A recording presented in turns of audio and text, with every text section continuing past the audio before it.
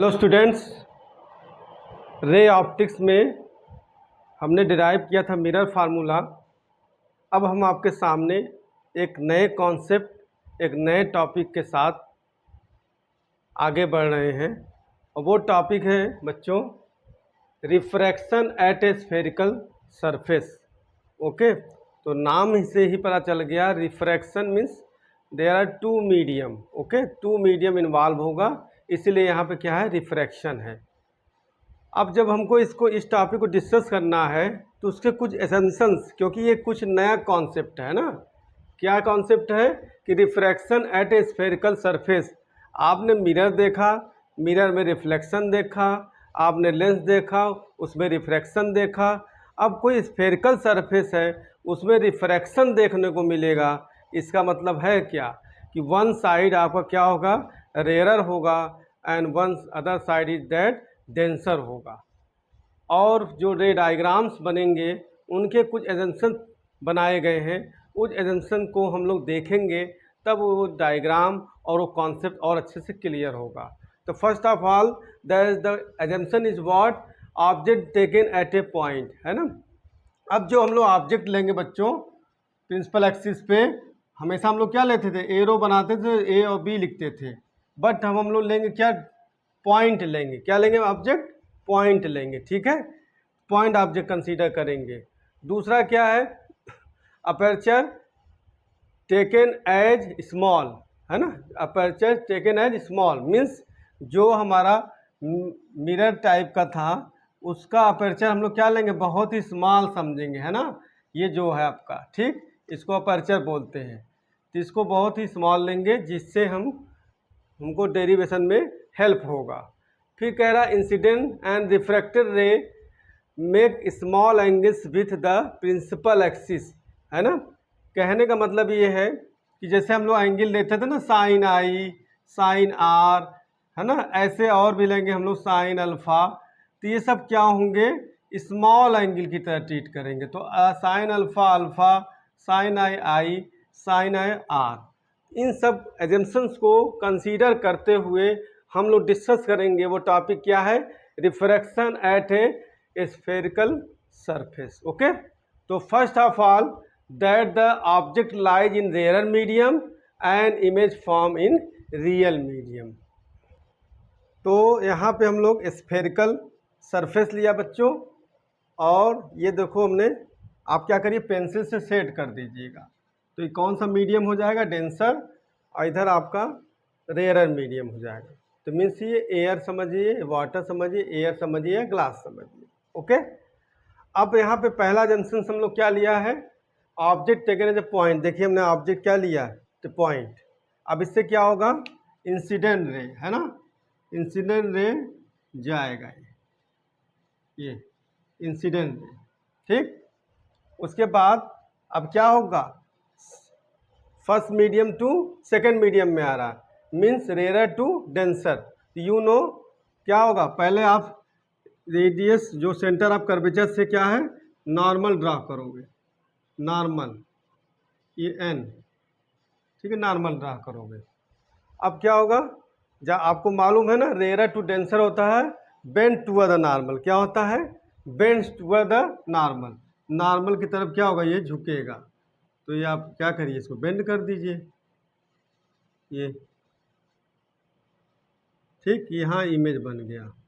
यहाँ से incident ray, ये हो गया refracted ray, bend to the normal. अब एंगल की बात कर ले तो नॉर्मल से कितना बनाएगा एंगल, इंसिडेंट आई, रिफ्रैक्टेड कितना बताएगा आर, ठीक।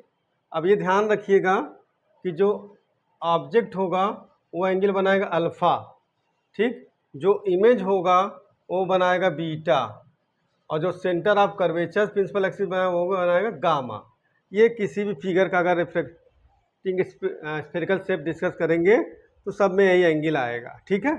फिर now we draw a perpendicular from a point, that means M. आप इसको एन भी कह सकते हैं, ये एन नॉर्मल ड्रॉ किया है, एन पॉइंट हो गया, ठीक। ये डायग्राम हो गया। अब इसमें देखो बच्चों, बहुत आसानी से, बड़े सिंपल वे में आप इसके डेरिवेशन को कर पाओगे। बहुत रटना नहीं है, डायग्राम समझ में आ गया ना।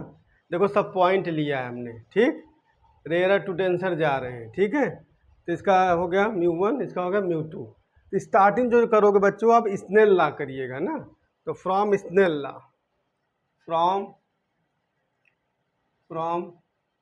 स्नेल्स लॉ क्या कहता है स्नेल लॉ बेटा, कि sine I upon sine R. अब रिफ्रैक्टिव इंडेक्स का आइडिया कैसे याद रखना बेटा, आप इधर से इधर आ रहे हो तो पहले इसको लिखना है ना। तो μ2 अपॉन μ1 हो गया, ठीक।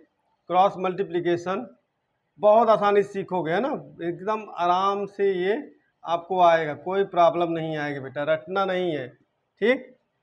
आर μ1, अब आप साइन आई को क्या लिख दोगे, आई, क्यों, एजम्पशन माना है ना, incident ray reflected ray makes small angle with the principal axis, इसलिए आप क्या है साइन आई को आई लिख दिया और μ2 साइन आर को आर लिख दिया, ठीक। Equation number 1। अब ये आपको आगे डेरिवेशन को लेके जाएगा, ठीक। क्या लेके जाएगा, अब आपको पता करना आई कितना है, आ रहा हो आइए ट्रायंगल, तो ट्रायंगल भी आपका सब फिक्स है, ठीक है। एक ट्रायंगल आपका NOC, देखो ये NO और इसके बाद C, ठीक है, एक ट्रायंगल यह हो गया। तो आप यहाँ लिखिएगा इन ट्रायंगल NOC, देखिए NOC में NOC, ये क्या एक्सटीरियर एंगल हो गया है ना। एक्सटीरियर एंगल क्या होता है, sum of the opposite interior angle. Interior angle बच्चों क्या, गामा प्लस अल्फा है ना, अल्फा प्लस गामा, ठीक। आई हो गया ये, ठीक है। ऐसे ही आप आ जाओ इन ट्रायंगल NIC, देखो बेटा NI और C है ना, NIC। अब इसमें एक्सटीरियर कौन है बेटा, गामा है ना, गामा इज इक्वल टू क्या होगा, आर प्लस बीटा, हमको आर चाहिए, आर इक्वल टू इस तरफ आ जाएगा गामा माइनस बीटा। तो आपके पास आई इक्वल टू आ गया अल्फा प्लस गामा और आर इक्वल टू हो गया गामा माइनस बीटा। अब इन सब वैल्यू को इक्वेशन 1 में रख दो, है ना। Substituting the values of I and R in equation 1 comma we get, ठीक, रख दीजिए बच्चों। तो μ1 आई की वैल्यू क्या है, alpha plus gamma equal to μ2 R की value gamma minus beta, equation number 2 है ना। अब किसकी खोज में हम लोग चले बच्चों, किसको निकालना है, अल्फा बीटा और गामा। आइए इन ट्रायंगल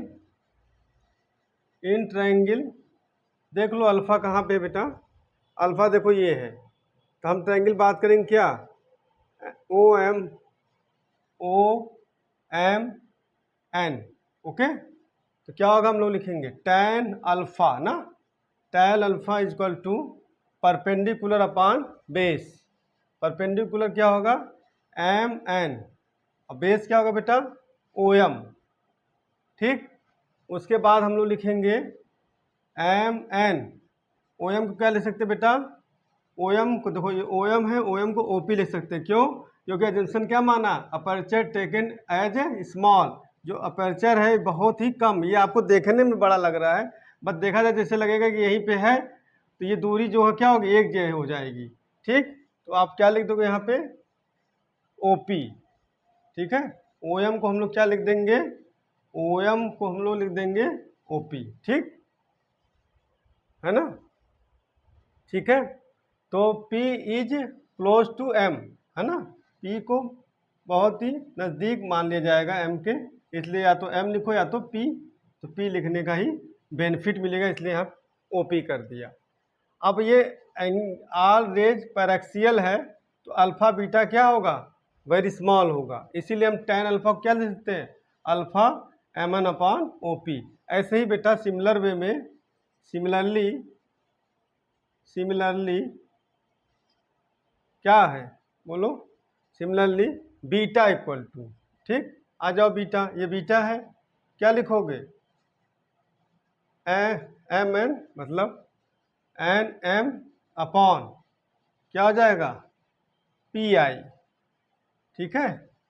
फिर एन गामा इक्वल टू बच्चों क्या होगा, एन एम अपॉन गामा, देखिए ये गामा है, क्या लिखो, सी पी, ठीक। तो ये अल्फा बीटा गामा आ गए।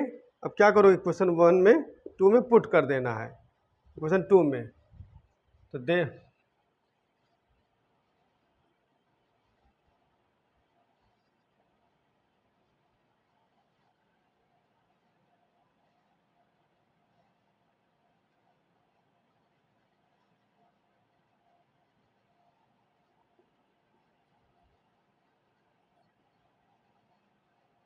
ठीक है। अल्फा बीटा गामा को क्या है, इक्वेशन 2 में पुट कर दो। तो अल्फा देखो बेटा क्या है, M N upon O P, gamma क्या है बेटा, ये M N upon C P, फिर इक्वल टू म्यू टू क्या बेटा, गामा क्या है, M N upon C P minus gamma क्या बेटा, M N upon P I, ये ठीक है। तो अब जो है एम एन सब में कट जाएगा, तो R mu 1 upon O P plus 1 upon C P equal to mu 1 upon C P और 1 अपॉन पी आई, ठीक है। तो इस तरीके से ये चीज़ें आपको निकल गई है ना।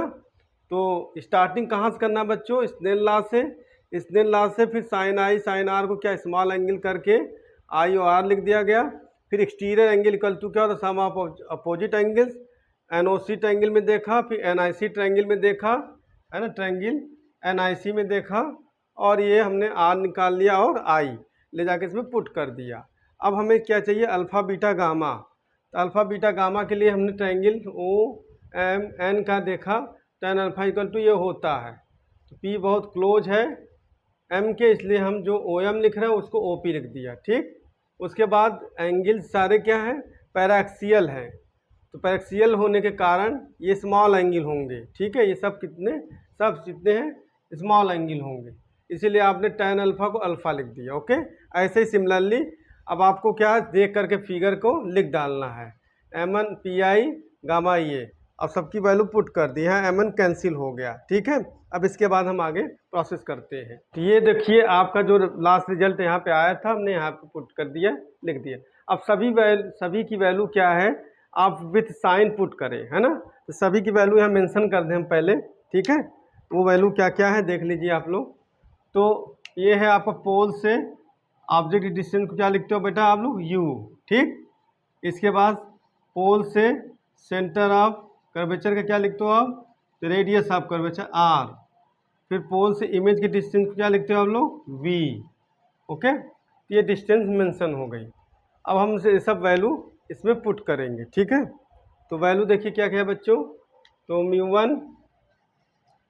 वन, अब ओ पी देखो बेटा, ओ और पी क्या है, u।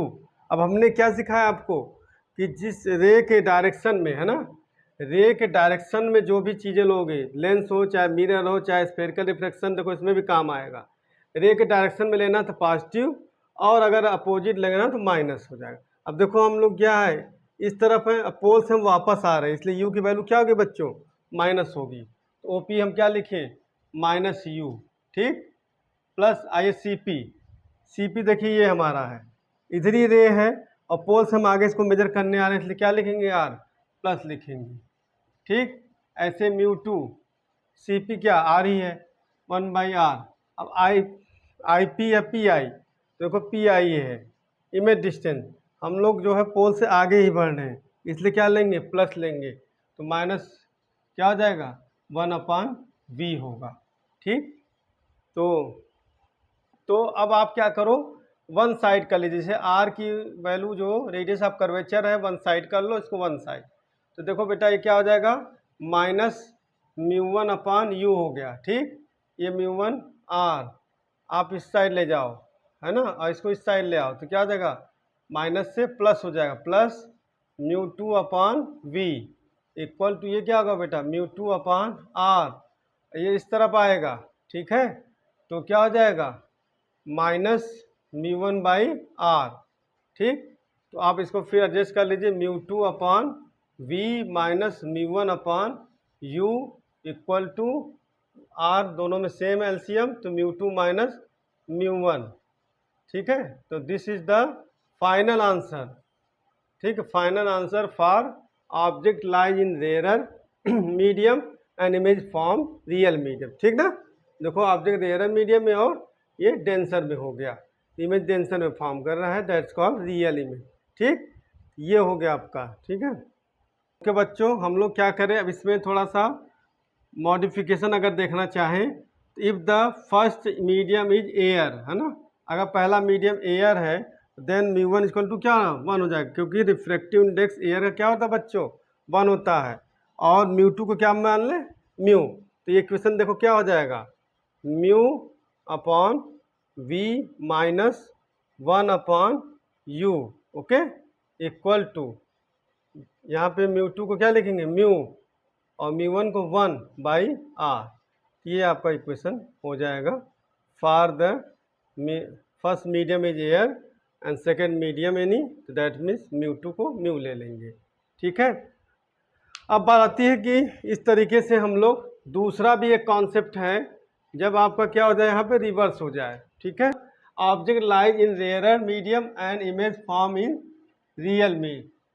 ठीक, अब इसका रिवर्स हो जाएगा कि डेंसर में हो जाए, ऑब्जेक्ट डेंसर में हो जाए और जो इमेज बने वो आपका रेयरर में बने। तो उसका सेकेंड पार्ट आपको हम नेक्स्ट वीडियो में देंगे। और आई होप आपको अच्छे से ये बात समझ में आ गई होगी। और सबसे बड़ा बच्चा की पॉइंट क्या है इसमें है, स्नेल लॉ लेके चलना। ठीक, और उसमें भी आप क्या है, sin i by sin r μ2/μ1। अब ऐसे इस वाले में होगा μ1/μ2 हो जाएगा। ठीक है, तो उसको हम आपको second part of the video समझाएंगे। और इस तरीके से आपको जो रे ऑप्टिक्स हो या वेव ऑप्टिक्स हो, वो नीत भी सुनीत चैनल में बहुत ही आसानी से और बहुत अच्छे ढंग से और एक सिंपल वे से आपको समझाया जाएगा। और ये हमेशा याद रहेगा, भूलोगे नहीं आप लोग। ठीक है बच्चों, तो thanks a lot to joining with us Neet भी सुनीत चैनल। ओके।